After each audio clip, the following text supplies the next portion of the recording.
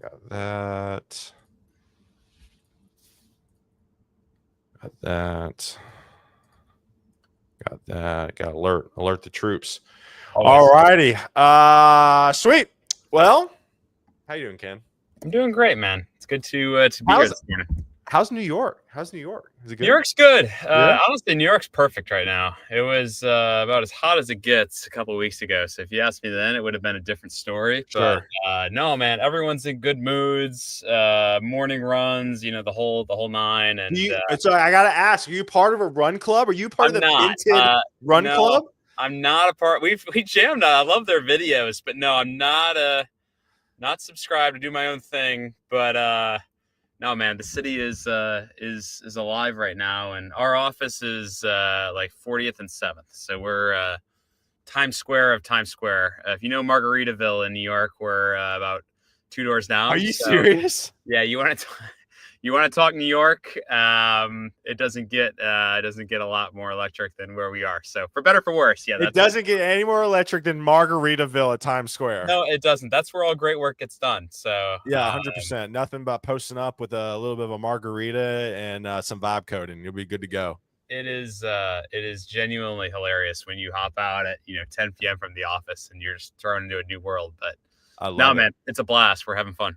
I love it. Well, good morning, everybody. We got some people tuning in. We're trying this live chat on stage. So you can see the comments down here. It's good to see everybody. Ricardo, Tehran, Mark, Richie, Sebastian. Good morning, y'all. Also want to give a shout out to my business partner, Jason. He is, we're hosting a pretty heavy hitting panel today. Today at noon, actually. I wonder if I can throw it in the chat. Is that possible? I don't think that's possible. But anyways, yeah. So follow. So we're gonna be live. Jason's gonna be live. We're streaming with Leon Noel, Danny Thompson, and Quincy Larson and it's just gonna be a great chat. It's basically the state of the web, which is really interesting because we're kind of gonna talk about it here, right? Like the state of the market. And kind of what's going on. So excited about this chat. I've started doing these lives so an hour, so I've done these chats heavily every day for about 4 years, which has been nuts. I've met so many amazing people. Ken is another guy I'm going to add to kind of my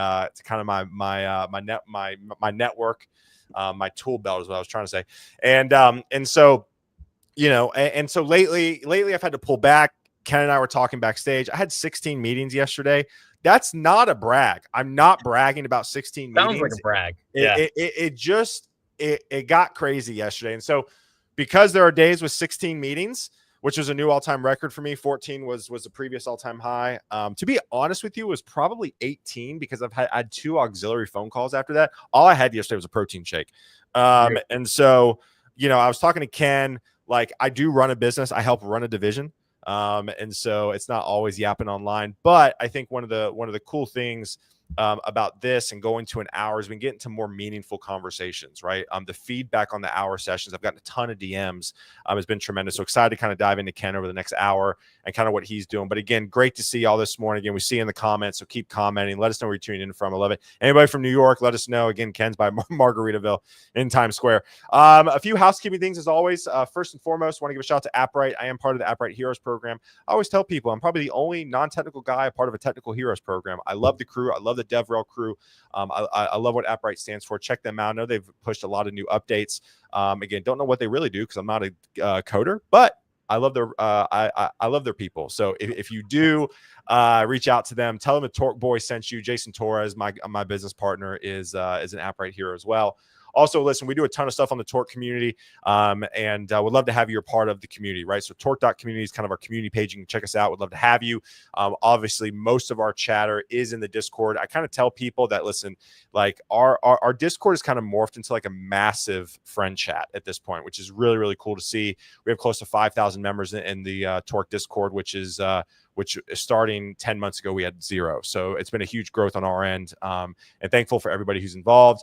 Also, if you want to be texted when I go live, shoot me a text. This is actually my number. It's not some AI bot. I didn't vibe code anything. This is actually my number. So shoot me a text, and we'll update you on when we go live. And again, it's great to see y'all this morning. I see y'all, JC, Emre, Amelia, Jason. It's good to see you again. And Devon, it's great to see you from Dallas. I love it. All right, Ken, enough of me yapping. Let's give the people what they want, man. Who are you? What do you do? And we'll go from there. Yeah. Man, I'm fired up. I guess this is like I got my cold brew here with however many 200 Let's million. go. Hey, where are you drinking from though? Where like there's a lot of coffee spots in New York. Where are we? We're not sponsored. La Colombe is the official cold brew and coffee of Ropes AI. We drink a lot of it. Yeah, Clean, I love good. it. Just jet fuel, straight jet New York fuel. thing. Yeah, genuinely. I don't need it on some mornings like this, but Yeah. no, man, we're feeling great. Should be a fun hour. Yeah, my quick spiel. So I'm Ken. I'm the founder and CEO of Ropes. And Ropes at its heart is kind of a new type of assessment company. So my background is I'm an engineer. At least I was an engineer. They don't really let me write any code anymore. But back in the day, I was an engineer by trade. I worked at a startup called Retool, which maybe some folks in the chat have heard of. Shout out to Retool, one of those kind of hot Silicon Valley companies. And my job was awesome. I basically just got to build AI tools all day. Awesome. So this was, it sounds like a long time ago. It really wasn't, but like ChatGPT, GPT 3.5, GPT-4 had just come out. That's too funny. We're dating AI now with like the certain releases. Isn't that hilarious? And people hated those models. I loved it. I mean, for me, it was like I was like a fresh out of college, so I didn't want to go write a bunch of like boring code, and they sped me up, and I kind of just got to become the AI guy. Where my job, I didn't really have a boss. I just kind of came into work and hacked on AI tools for as long as I wanted, and every now and then Ken will ship something cool, and life will go on. So my job was like perfect, except for like 2 hours a day I'd have to hop in this phone booth, and I was giving this kind of algorithm interview question to some smart Stanford grad, and the Stanford student, just like I would have like a couple of years ago, would go look up the problem on Glassdoor and come into the interview and knock it out, and I'd fill out my little, and I was like, this thing's just so absurd, right? So that's kind of where Ropes came from, is really doing really cool, awesome stuff out there, working on AI tools. I had to sit through a lot of boring interviews. It gets you thinking about the combination of the two. So that's kind of what led us to today. The idea of Ropes at its heart is that we have interviews which work. They're not perfect. They're biased. They're slow, but you sit down with an engineer, you get a good sense of who they are, what can they do, are they going to be successful in a job, that sort of thing. So there's interviews. And then there's tests, and everybody hates taking tests. Everybody hates tests. Everybody.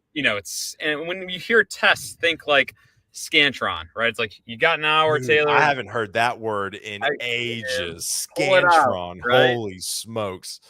But the beautiful thing about a Scantron is like you've got an hour, Taylor. Go fill in the bubbles. I'm gonna come back when you're done. And let's high anxiety, just making my palms sweat. Oh yeah, and it's completion based, right? It's like I don't know how the hell you got to those 40 Bs and 30 As or whatever it is, right? It's just like I look at what you got. In an interview, you're looking at what did somebody do, how do they work? It's more holistic, right? Right.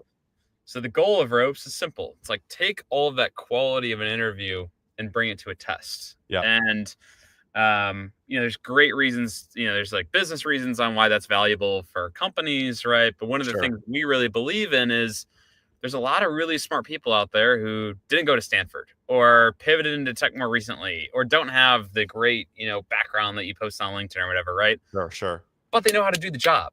And if we can give everybody kind of the quality of an interview, jobs should go to people who can do the task, right? Not the people who have the perfect background. So, man, it's been a wild journey. It's been cool. So you guys moved into an office. Moved into an office. You gotta pull up the picture. You gotta pull up the picture. Pull up the picture. I'll show the picture. So that this phone booth was not in existence last night, correct? No, it was not. This was a bunch of boxes. So this there it is. There it is. Last night. World. Ken specifically bought phone booths for this live. Yeah. Yeah. Taylor, He's I like, like listen, that for we're you, gonna be man. live with Taylor. We need to look good. We need a phone Months booth. in advance. You got to get the lighting. No, I mean our sellers are just rejoicing today. I've never seen them so happy. It's like they need their, their space. But Yeah. no, man, that's what startups are all about. It's been a lot of fun. I love it. So, well, there's a lot of angles. And again, everybody tune in. Welcome. I see all in the comments. Now that we have it up on the live here, I can kind of see it more. So it's not quite as much of a moderating as it used to be. So I kind of like it, but it's good to see all. Yeah. Jason says, Jason goes, to be clear, is a work pod in Margaritaville, because if it isn't, why not? And then Sebastian, our ambassador, comes in. Can you imagine the Torque fam working in an office next to Margaritaville? I will say this, remote work has allowed probably the Torque team, community team specifically, to be more effective, because if you got the Torque community team together too often, I think it would just trouble. It would be trouble, 100%. Trouble. So a lot of different angles we can go here. I want to start out by the most important thing. And that's, I said this backstage. I think there's lagging indicators and like forward thinking indicators. I don't know if that's the correct term, but that's just what I call it. Lagging indicators here are the DICE reports, the Indeed reports, the job salary reports, in-demand skills. Typically, by the time those are posted, it's a year in the rears. With the way tech is changing, it's super fast. So those aren't going to be the best things. I think one of the big things is that you need to be talking to agency recruiters. We are in it. We see what's happening. We see the hiring that's happening. But also, I'm really excited to get Ken on, because he actually runs a company that people are asking for assessments being built in real time it's like a true visit. Like, it's like a true, I'm having problems with words this morning, but like it's a true insight into what companies are hiring for. So Ken, can you just talk about the landscape of tech, what you're seeing, what you're being asked for assessment perspective, and let's just go from there. Yeah, let's do it. Yeah, it's kind of a cool position, right? And I think a lot of our users are recruiters, right? Yeah, so, right. We're right there in the trenches with them in terms of those the people who are knowing first what's coming. It's they're the ones in the ears of hiring managers who are asking for these things right off the cuff, right? And B, they're the ones kind of delivering that message to candidates. On the other hand, we get candidates who come to us and say, hey, like, where should we be going next, right? Yeah. So it's kind of a privileged position to be on the forefront, right? And part of that, again, is like we try to be the best in class for our customers, right? So, staffing firms, companies hiring, that sort of thing. And for the candidates on the platform. It's a little bit weird kind of having two sets of customers at the same time. So, I guess TLDR is like, it's a cool position and one that we watch pretty closely.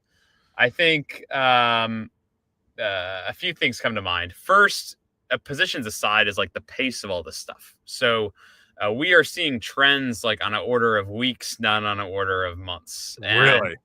Yeah, I mean, this thing is moving really, really fast. And one of the big believers I'm in is like the cost of building software is just dropping, right? And as that happens, kind of the whole cycle starts to speed up. And it's one of those things where like you never know, like when you're on an exponential, you never like have the feeling that you're on an exponential, but you can see it a little bit. Yeah. So yeah, the quick answer is like it's changing so fast that I'll give you an answer this week and it'll be outdated for next Tuesday's podcast. I know, seriously. The big push is AI. And everyone's tired of that word, but I think there's AI kind of on two different paths. The first is how well can you drive AI tools? So it's weird because this skill is never necessarily someone for like, I want someone who can use Cursor really well, right? Or someone who has been using for years. It's always like, I want a great .NET developer. But then when they're evaluating .NET developers, they're looking for like, do you use Cursor or whatever, right? Right. And I'm sure that's probably stuff that's being talked about in the community is like, how well you can drive these tools, right? Yeah. So so like what are companies wanting? Like because I want to kind of go down this rabbit trail hole a little bit, whatever you want to call it.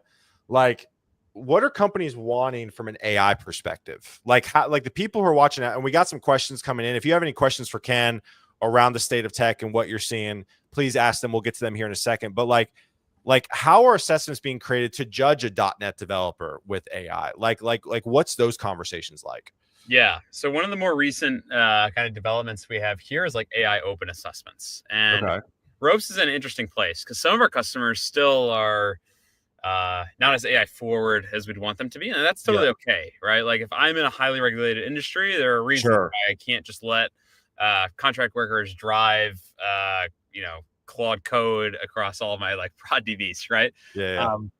Yeah. Um, for those customers, we have to be very careful on like there's skills that should be evaluated without AI, right? And we Okay. need to not necessarily lock down the browser, but be conscious of where and when people are using outside sources and how they're aiding a solution with that. And we can that's Sure. a whole separate topic, right? Sure.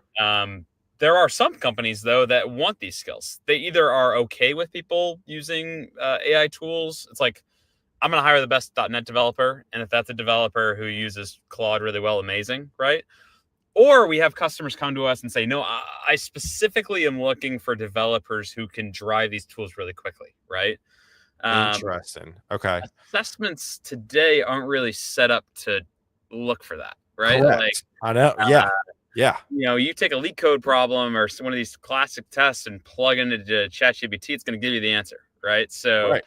I'm not really testing how well you can drive Claude if you can do it in one prompt or whatever, right? Correct. So, one thing that we've been developing is what we call AI open assessments. So Okay. these are assessments that instead of locking it down and promise to me you won't leave your browser, all that stuff, it's like go crazy. I want you to run with AI. Like remember to use these tools, right?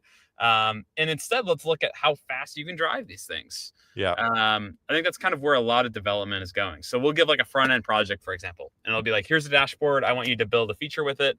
Go ahead, plug the whole thing into Claude, like, drive these things however you want.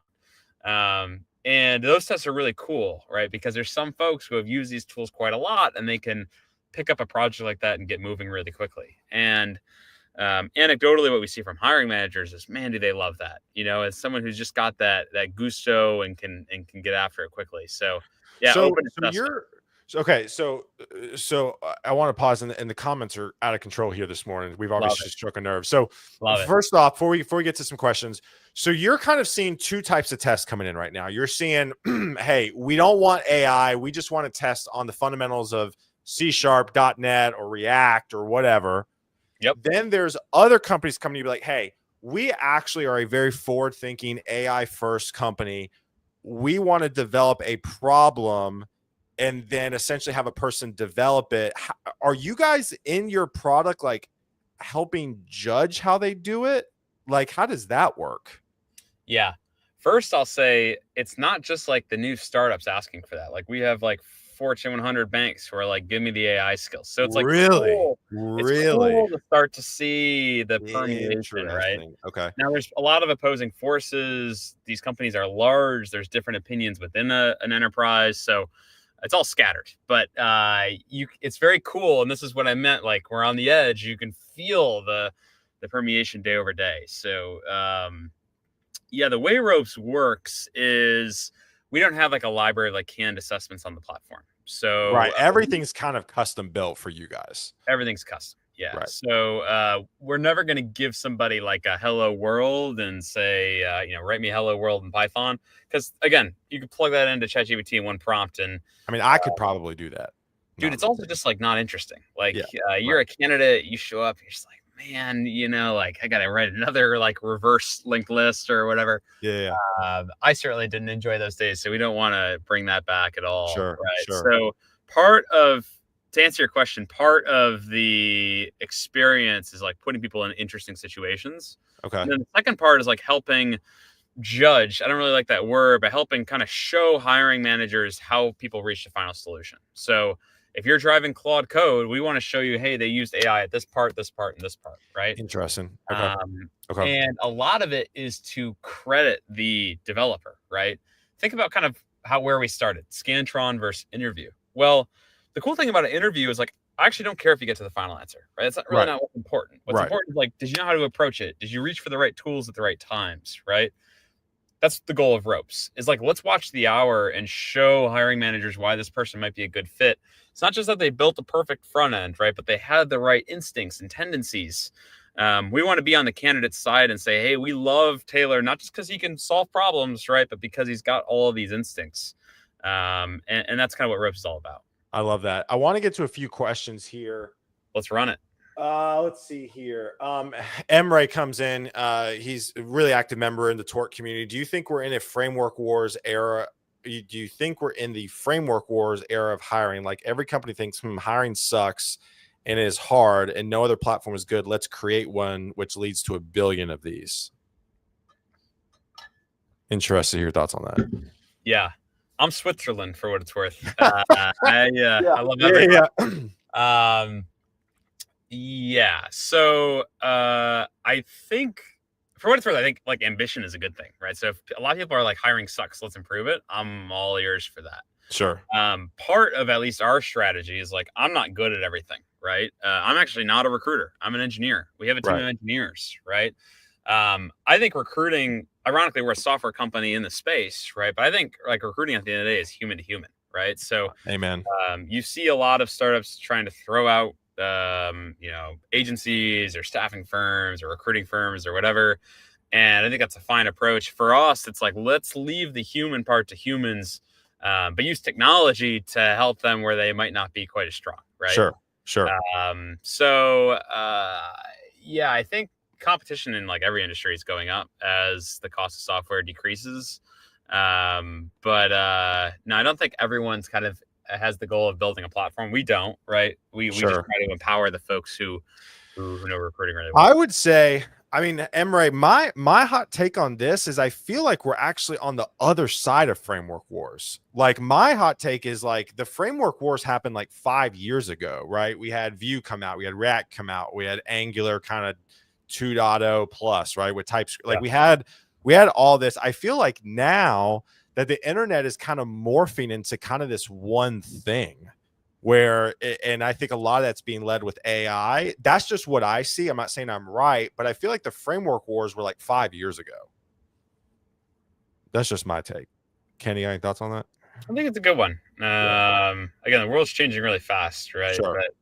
But I will say the energy feels really collaborative. One of the cool things about the opportunity right now is like, I don't know how to say this bluntly. It's like there's there's like problems that you can solve to like financially make a lot of money, right? And then there's like problems that are like morally good for the world. And one of the cool ones is that if we can help people fit into the jobs that they care about, you're kind of doing both, right? Like companies are super excited because they're finding great talent faster for cheaper, and people are getting jobs, right? So I think that's a big reason why we're all, building phone booths late at night in the office or all grinding here. Is it's like it's a rare moment where those two axes are kind of aligned. And obviously, we're trying to build a great business, but you're also kind of doing a lot of good too. And it's very cool to obviously hear all the stories of people getting jobs through the platform or successes of our partners like Torque. So no, man, it's cool space to build in. And I think too, Emre, like he goes, yeah, like not literally saying we're in framework, we're saying we're in a similar era with hiring. Oh, yeah. Oh, yeah. Going back to Emre's thing here. Yeah. Where I'm not saying the framework war, saying that we're similar. Yeah. I mean, listen, hiring platforms have been out there for a while. I would say what people are realizing is that to scale hiring across the globe, you kind of need more of a platform. But then that's where I think when we say platform, then we go into community building, which is obviously, Emre, which is what we do at Torque, right? I think there are a lot of platforms out there. I think now, just with the way the market's moving, I think, yes, I do have to say, I think there are more hiring platform wars happening. But again, that's why, you can go to Upwork and get a job, but do you feel part of their community? Probably not. Right. So want to get to some more questions here. And again, I love the questions. Also, another thing too, going back to the framework wars, even though Emre wasn't referencing this, if you watch Aaron Francis's keynote talk from Laracon in Denver this year, he's talked about how the age of the web is moving towards pragmatism, which is just shipping things well and fast. Right. And I think that's why Laravel is pushing a lot of things to help their developers ship fast and high quality code. So I think that's just kind of, if you have not watched that, go to Aaron Francis's profile and find it. It's a great keynote. Another Jeff Jesse, one of our ambassadors. Companies don't know what they want from AI developers because they don't know what they want from AI. Thoughts on this, Ken? Yeah, I think this is mostly correct. What comes to mind is, again, like a lot of people don't know they want AI, not necessarily, right? But they want the best .NET developer. And it just so happens that the best .NET developer is the one who knows how to use an LLM, right? So a lot of it's like tied. I'm not saying I want AI. It's like I want .NET, and then happens that person who can drive .NET really well wins. But I agree with the take. Part of it's just like the ground is shifting so fast, at least like the larger enterprises where ropes gets played in a lot. It's hard for a large bank, for example, to plan a 2-year AI initiative. Right. I think it runs too quickly. So should agreed. change. But yeah, I mostly agree with the take. Let me ask you this, and this kind of gets into. Hold on. I'm getting ahead of myself here. Jamie comes in here. What's interesting to me about the mentioned AI tooling is that I'm seeing a lot of engineers who specifically don't want to use AI tooling. Yeah. So what are your thoughts on this? I feel like you're going to have to. So I presented this in Raleigh at All Things Open, the meetup I spoke at. It was a 17-minute talk. For the record, it's very difficult to give a 15-minute talk and be coherent. Oh my God. Yeah, I actually had to rehearse. I never rehearsed my talks. I actually rehearsed in my hotel room. I think where we're at right now is when React came out. This is verbatim one of my slides. When React came out a few years back, you had people who were like, React's a fad. I'm going to keep using jQuery. I'm going to keep using the tools that I have right now. React's a fad. Those individuals who did not adopt to React eventually have had problems. I know people who still are resistant to new tools that have issues finding jobs. I don't think that's a coincidence. I think you have to be open to it right now. Thoughts on this, Ken? Yeah, again, I mostly agree with you. That's fine. Yeah, no. Hey, listen, we can banter back and forth. I love banter. I'll get into arguing. I love arguing. So I agree with you. So you have to adopt AI. Part of it's like it does mess with your head a little bit. Okay. The example that comes to mind for me is like if I was teaching like an intro to CS course right now, I feel like I'd be in a really tough spot because if you just over rely on these tools, it almost feels like you're not really learning, right? Like I can code things very quickly that I don't totally understand, which is probably why they don't let me touch the code base anymore. And also, but it works, right? But there's kind of like it used to be the kind of like the more you ship, the more you learn, right? And now there might be a little bit of like this going on. What you're learning is maybe not the fundamentals of like whatever you're implementing, but like how to drive AI to accomplish that goal, right? Right. The problem is that if you just say, okay, I'm not going to do it, and I'm going to keep kind of doing things the old way, today you might be missing like I put it like a 1.6x speed up. So one developer at Ropes might equal today using AI tools might be like 1.6 engineers who if okay, that's pretty close. I've been saying 1.25, so there you go. Depends on the org, right? So as you go smaller in size, I think the power of Ropes becomes bigger. Sense. Yeah. So when I was solo, I kind of built V0.0 of Ropes totally on my own, and that's crazy. It was so much fun, man. You were just flying. And now all the engineers are still unbundling your code to this day. Yeah. So now that we are paying down the debt, there's a running joke in here. They're trying every day. They're like excavating more of my code and putting more actual stuff in. But that's what you had to do, right? Because I had to go sign first customers and prove out the ideas so that we could get to the point we are today. And today we're fighting for tomorrow and so on. So coming back to the question from Jamie, the problem is if you just say, I'm not going to use it today, it's 1.6, but tomorrow it might be 2.2 and interesting 3, right? The models I often say are never going to get worse than they are today. Like this is the absolute worst they'll ever. This is the worst. So if you're the type of person who says no today, then you'll be the type of person that says no tomorrow, right? And that's part of the problem, and maybe part of the reason you see people not getting jobs who pick up new tools. It's not like you're that far behind today, but you won't be the person to adopt it tomorrow when the delta is higher, and that's a problem. So absolutely. What are your thoughts? Because Jeff comes in kind of along this, and again, I love this chat. I knew this conversation was going to be good. Yeah. So the problem becomes developers that rely on AI. This is what we just talked about. To the point, they don't understand what the code. So the issue arises, they cannot debug or fix the issue without the assistance of AI. How does a newbie or somebody early in their career balance this? Because I feel like if you're senior and you've been through the trenches and you've been, you know the fundamentals, you kind of can do that. But if you're junior or mid, I feel like this is absolutely a problem. Yeah. Do you have any like? It's a really hard question, to be honest. I know. I think Taryn's partially right, where it's like, as an engineer, I think the definition is just like you're learning, right? So if I was an early engineer, I would be leaning as far as I could into AI. I wouldn't hold back. Now, part of it's like when AI implements things, you are kind of just learning by following in some ways. I'll give an example. I was not an infrastructure engineer. It's kind of like me showing a vulnerability on the podcast. I was so scared of AWS. I was like, I don't know, what's going to happen. And I remember it was like V0.0.0 of ropes, and I had to figure out how to get the thing online and lock it down and all that stuff. And I blocked out a week. I was like, all right, this is going to be AWS week. We're just going to figure it out together, right? Yep. And I turned to ChatGPT, and I think we were done by about noon on Monday, right? And that was one of the moments where I was just like, okay, this is crap, insane, man, this thing. But when you walk through that, now it's like, okay, I understand like what an instance is, how to turn it on, turn it off, right? So you learn by doing, and I don't think you can be scared of this stuff. I think it's just like every day you show up, you try to learn as much as possible.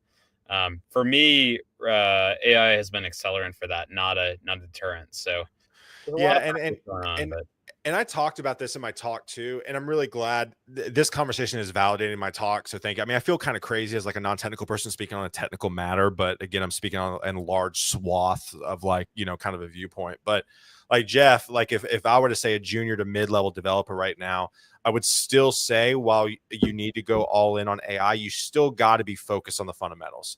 Like I would say, if you've gone through boot camp, if you are coding, I think it's marrying the two together. I think you can both go 100% on both areas, right? I think you need to, and then if you find yourself doing a bunch of things that you don't understand why, go figure that out. I think that's the biggest disconnect. You can use AI to do all this stuff, but if you want to take it upon yourself, you have to go do research as well. Like, hey, why did this work? Why did I not know this? That's the onus on you for sure. Here's an optimistic message, Taylor. If you want to be the best React expert in the world, right, you're at a little bit of a disadvantage. There's other people who have had about a 12-15 year head start, right? Yeah. If you want to be the best Claude Code expert in the world, well, Claude Code came out 4 months ago, right? So by definition, the greatest folks in the world have only had their hands on the tools in 4 months than you have. So that's one of the reasons I try to encourage people to lean into this stuff as much as possible. Is like everyone's just starting out in a sense, right? You're not that far behind. So I think it's an opportunity, not a risk. 100%. Yeah. And that's one thing I said in my talk. I said, you're not behind. Nobody's behind yet. No one's behind. No one's behind. Yep. I like what Jamie said here. That being said, I'd be interested in how both Ken and Taylor recommend that AI tooling experience be listed on your resume. Yeah. What are your thoughts, Taylor?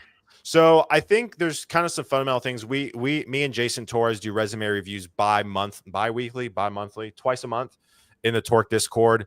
There are a few fundamental things. I think if you're using, again, I'm just making this up. If you are using Claude or GitHub Copilot, I think you need to put that in as a bullet point, right? Leverage Claude to do X, Y, and Z, blah, blah, blah, or use GitHub Copilot to do this, because of this, whatever. I think you need to put that in there as a bullet point. I think where you need to start sprinkling this stuff in is me and Jason always talk about the last bullet point of each position on your resume should have a technologies used bullet point. And that's where you just list every tool, every technology, every framework that you have touched in the job. And that's where I would start inserting this stuff right here. If you did a large project and you heavily use Claude or GitHub Copilot, put that as a main bullet point. But if it's more an auxiliary thing, I would absolutely put that in the technologies used bullet point. So I don't know if you have any thoughts or if I just answered it properly. You did. I love Emre's comment. You should put leverage Claude to generate the resume you're currently reading, because that's beautiful. Yeah, you're asking the wrong guy, because I'm like the most anti-resume guy there is. I think the resume is dying. Honestly, because of Emre's point. It's just like so easy for anybody to write anything in there these days, right? I think that's kind of one thing that Torque has done well, is it's learn by doing, right? Show me your projects. Show me that you can pass some of these harder challenges, right? Do something. Build a side project. Do whatever. As a hiring manager, I guess that means a lot more to me than anything I see on a resume. Yeah, we send Torque profiles over to managers, right? So it's like, I know you're hiring right now. So if anybody wants to go work at Ken, you got to be in New York. But if you want to go work with Ken, so for me, it's like, hey, if we were to send Ken, we don't send Ken resumes. We would send him profiles, and we would show that they've taken an assessment, or that we've showed them. We would highlight any AI projects. It basically cultivate the profile of the person as it relates to what Ken is looking for. So Ken can have a better holistic view, which is why I truly believe what we're doing is single-handedly changing the way hiring's done at Torque. It's going to take time for us to get there, but I do think what we're doing is definitely heading in the right direction. I totally agree. Thomas comes in here. Going back to ropes specifically, how are you guys judging the cleanliness of the code with your assessments? Loaded question. I could pull a share screen and show you behind the scenes. It's actually very cool. Part of like the founding thesis is like, when somebody sits in an interview, we don't have to train ICs on like how to interview well, for example, right? Like it's all kind of very innate. And part of the difficulty and like the cool problem we get to work on is like, how do we load that into a computer? So I guess to answer the question, sort of, like cleanliness can be one of the many things that hiring managers look for. One of the cool things about ropes is everyone's looking for something different, right? So a .NET developer at Bank A looks a little bit different than a .NET developer at Airline B, right? Both great companies, both hiring for a JD that might look exactly the same, right? But they care about different things. Someone might care about moving really fast, and maybe the cleanliness is less important. And somebody might care about like, I'd rather them write 2 lines of code as whether they test it really well and it looks perfect and it's clean and all that stuff. So the answer is kind of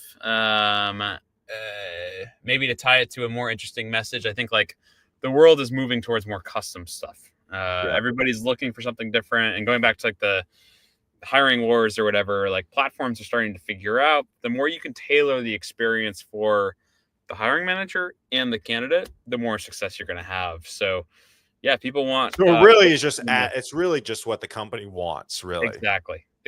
Like, tell me what you're looking for, and we'll go look for that in the best candidates and bring that to your doorstep. That's kind of the MO of the platform. Let me ask you this random question: if people want to, is any of your assessments like public facing? Can somebody like go try out a ropes assessment if they just want to give their shot at something? Is that something that you guys offer at all publicly? Yeah, we're getting there with Torque. I don't think it's live today, just open source. I would bet you that a few folks in the chat have seen the ropes challenge. That would be awesome to hear about.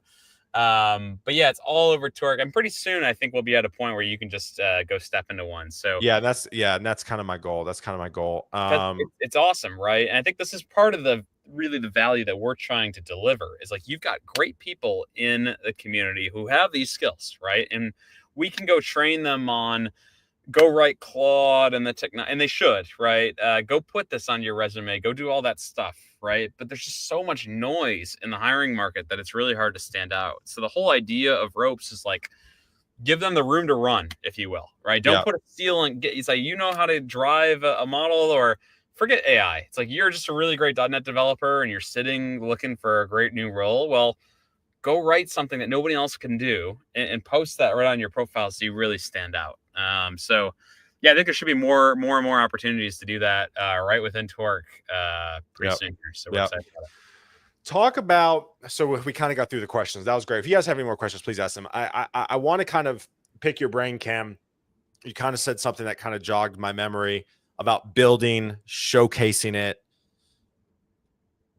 how are you evaluating talent when you interview at your organization? Right. I think I've kind of been more vocal. I've said it for a while, but I think more so now in today's age, you kind of have to show you can do the job before you get the job. And I think that's there are two arguments that's slightly people can say it's incredibly unfair. I need to just get a job so I can get the experience. Then there's the other side of it's like, well, companies are at a point right now I call like the great hesitation, where it's like we really want to make sure it's a fit. We want to make sure you can do it. How do you guys structure interviews at Rope? And just as a founder, CEO, how do you guys evaluate talent? Yeah. So there's this really cool tool called Ropes that helps us evaluate a shares. No, just kidding. We do use Ropes at Ropes. Eat your own dog food. I love it. I love it. Yeah. Oh, it is awesome dog fooding the product, by the way. Like every founder that's listening, like 1,000 times over, you should be using your own thing, because you learn. We can listen to customers all day, but when you're actually the one using it, like, God, that bug is like so annoying. I know. It's like, God, like we're actually not as good as I thought we were. You kind of have this thing where like you're using it and it's almost unconscious. Where you're like, God, that thing is really annoying, and then you have like a conscious like, wait, I was the one who built that. You know what I mean? That's been very healthy for us. But we do interviews afterwards, as every company that uses Ropes does as well. And we look for kind of trying to think of like good traits. For what it's worth, hiring at a startup is very different than hiring at like a Fortune 10. Sure. Yeah. Only speaking to your experience for sure. Yeah. A lot of startups, I think technical chops are the baseline, and a lot of it is culture and fit and all that stuff. And that's one of the tenets of the product is Ropes is a technology company, right? Like we vet out hard skills, or kind of these like hard/soft skills, I call them. But things like culture, are you a fit? Are you going to be excited to work here every day? Are you a good fit for the problems we're working on? That's not stuff that an AI is going to be really great at. That's stuff that like is human to human. So we try to spend a lot of time with these folks to understand who are they, what are their motivations, what do they want to do in 5, 10, 15, 20 years, right? Because that helps me as the founder kind of assess, are you going to have fun when you're in October 1st and we've got all these like.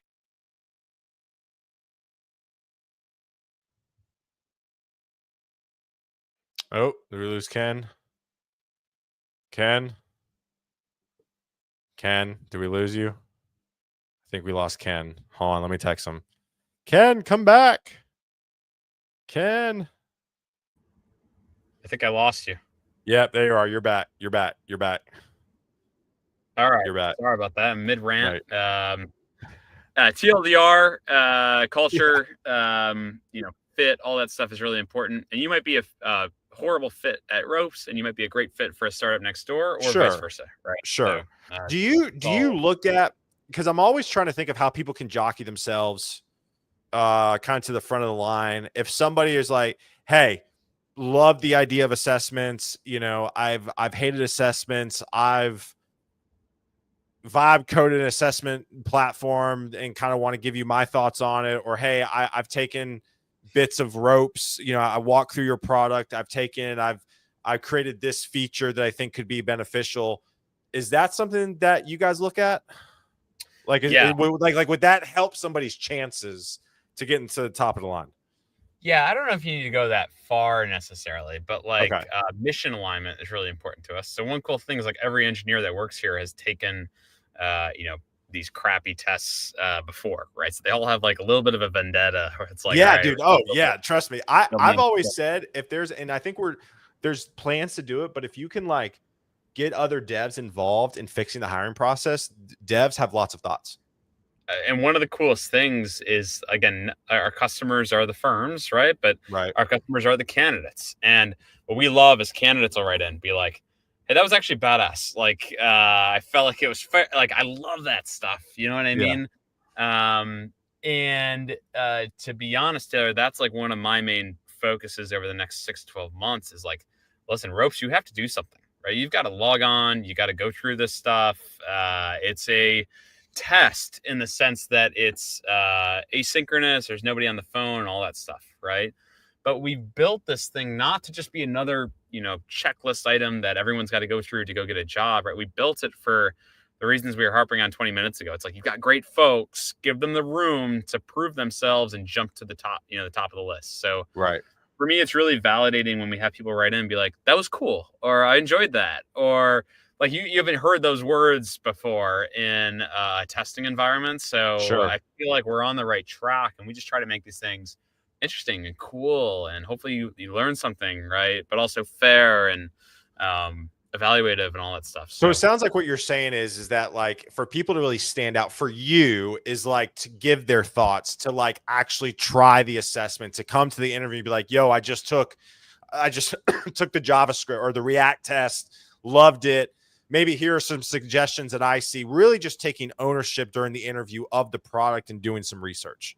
Spot on. Yeah. It's just like doing stuff, right? Like Isn't that wild? Isn't that wild? Just applying yourself a little bit more goes a long the cool way. thing is like the bar is fairly low. Incredibly low.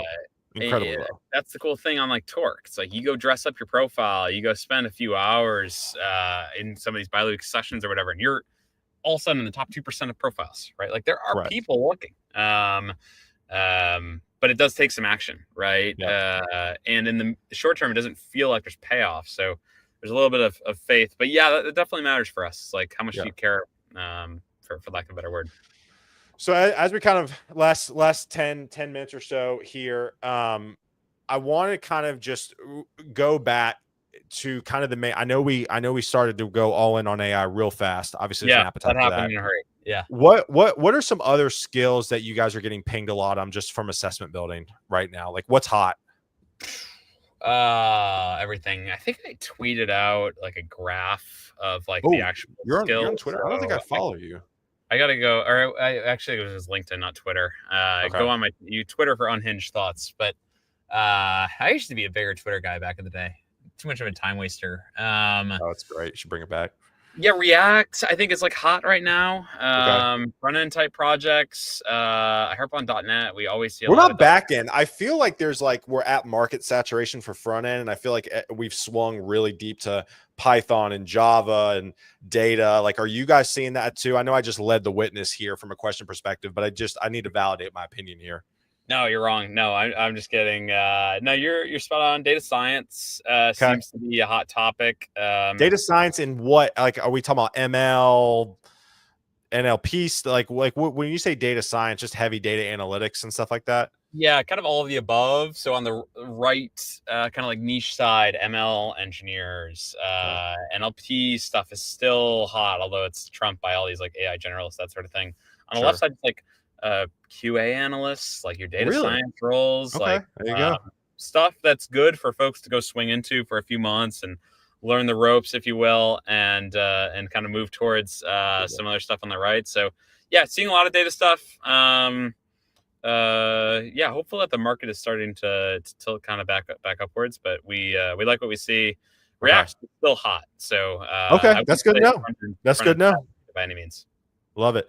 All right, I'm trying to think. Anything else that I know I told you like all these things we were going to talk about. We didn't get to any of them. Is there anything else? Any words of encouragement for job seekers right now before we go into our rapid fire? I'm excited for rapid fire. Yeah, I think there's a lot of opportunity out there. I really think it doesn't come up a lot, but I think it's like important. It's like I don't want to say like the floor is low because it's a tough market right now. There's a lot of people looking. Jobs are sparse depending on where you look, right? But I do think there is an opportunity to stand out, and everyone's kind of doing the same thing. Everyone's polishing their resume, doing whatever, right?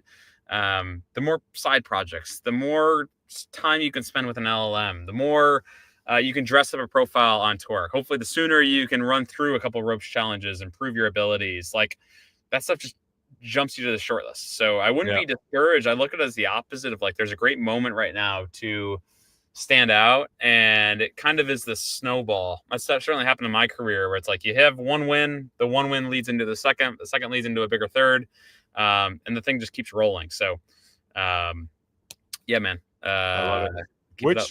Which backend languages are trending? What'd you say? Rust is like top of our list right now. Go, Really? Python. Okay. Yeah, Go and Python are always hot. Yeah. Node.js, all Yeah. the likes, but I love it. I love it. yeah. All right, let's hit rapid fire and then we'll be on our way. First off, I always ask, you kind of answered it. Are we hot coffee or cold coffee? Iced coffee. What are we? Cold. Yeah, baby. Yeah, Always. Dude, we were all hands in Boston in January. It was like 12 degrees outside, and I was drinking I'm iced bringing. coffee. I love Yeah, that dude. feeling. You know, Gloves with you my like the coffee freezes on my lips. people look at you like you're crazy. You're like, yeah, I'm that guy. Especially in Boston, that sounds right. So, Oh, it's brutal. The wind's brutal up there. yeah. Do you have a favorite? I have to ask because I've been in New York quite a few times. Do you have a favorite iced coffee spot that you like to go to? I told you we're sponsored by Lock. No, come on, talk. Did you have an actual location? Like Devotion is always like my go-to. That's if you're a VC in New York, Devotion well. Yeah. I don't have a lot of, I'm trying to think about like Duncan. Duncan gets a shout out. I mean, no.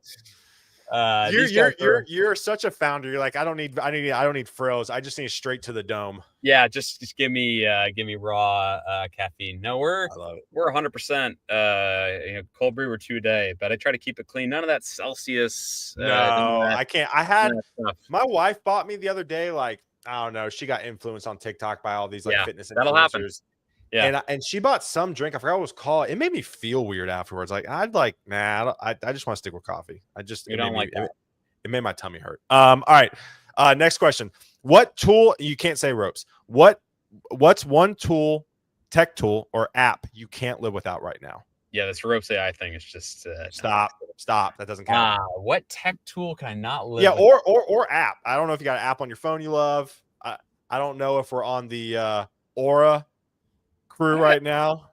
I've got an Aura. I've got an 8 Sleep. 8 Sleep is pretty cool. I think I've spent way too much money. I think it's $3,000 or whatever, but it's worth it, dude. I spoke with one guy years ago. I'll never forget. I was like, how much you pay for your pillows? And he told me an ungodly number. And he's like, listen, you spend like half your life sleeping.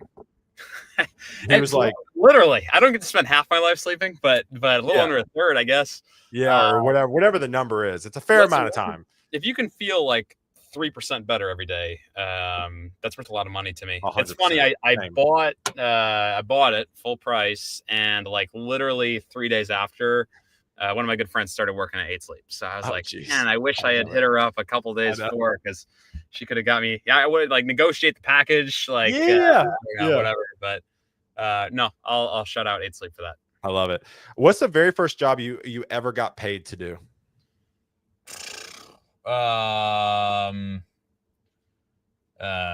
Ever. I'm a big baseball guy, so I feel like when I was 12, I got paid to like run scoreboards for nice baseball games. That was I would have done that for free, honestly. There's nothing like when you're 12 and there's a scoreboard in right field and you got a lot of buttons and you press the button. It's the coolest thing in the world. With instant gratification. Instant gratification. So that's the first thing that comes to mind. Are you a Yankees guy? Are we Mets? What are we? A Tigers guy. Tigers. Right. Yeah. I'll be back there this weekend. So I love it. Tigers at heart. Although I went to a Yankees game on Saturday and they lost and everyone's mad and want to fire the man. So it's fun to be around. But no, Detroit's going to win it all this year. I'm pretty excited about it.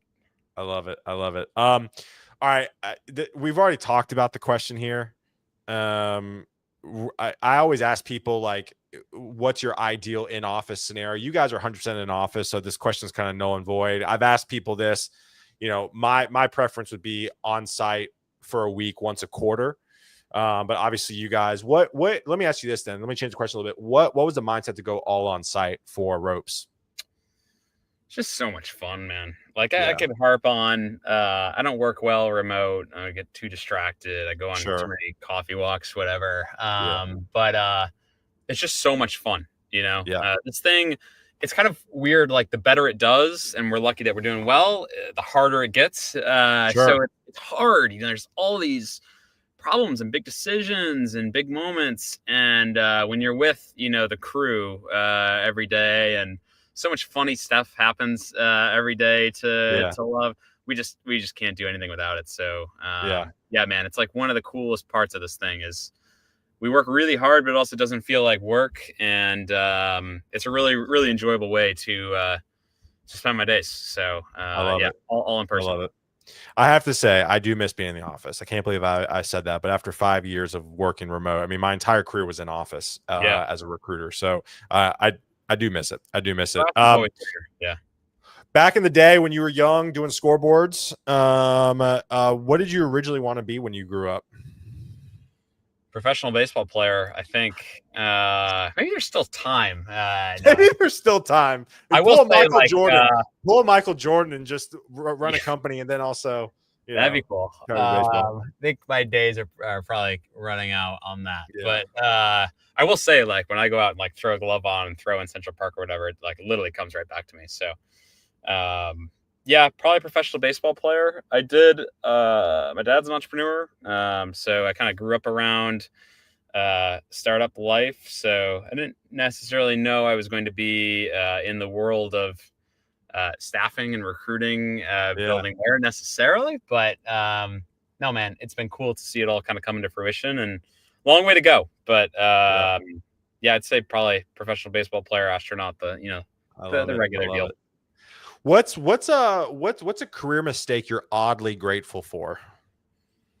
I've made a lot of mistakes. It's funny, like, I'll sit down with like a candidate or whatever, and they'll be like, I don't even know. It'd be like, tell me about a time you failed, or I'll be like, I could literally tell you like 1,000.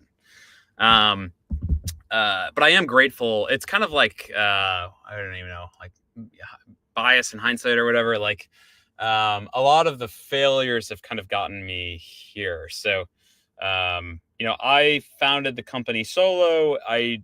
One of the big mistakes, I like spent a bunch of months like just building when I should have been just like talking, right? Interesting. And that was a mistake. I think like when founders start a company, they shouldn't even touch product. They should just go have like 1,000 conversations, right? Yeah. But also like building allowed me to learn a lot about like the space. It gave me like the punch in the face when what you built is like wrong and people want something else. So building instead of kind of talking to customers on the outside was probably a mistake, but it's also one that kind of led to the product being where it is today. So I'm grateful for it. I love it. And then if you weren't, well, we kind of talked about if you weren't in tech, let's just say realistically, baseball's off table. If you weren't in tech, but money was the same, if not better, which hobby would you pursue? So many. I wish I had like 10 lives. I know, dude. Same. One would be a professional poker player. I think that would get really boring really quickly, but I could do it for like a week. I love the game of poker. I'm not very good at it, but I think it's really, really cool. So that comes to mind. World traveler, golfer. I don't even know. We'll see. Poker's first thing that comes to mind. I love it. Last question as we wrap up here. And again, thank you all so much for the comments. The chat's been off the chain. So thank you. And Ken, thank you, my friend, for coming on. Yeah. The show's called Guidance Counselor 2.0 because we had guidance counselors in middle school, high school, and college, but now as adults, we don't really have a guidance counselor to turn to and ask if we can get general career advice, hence the name of the pod.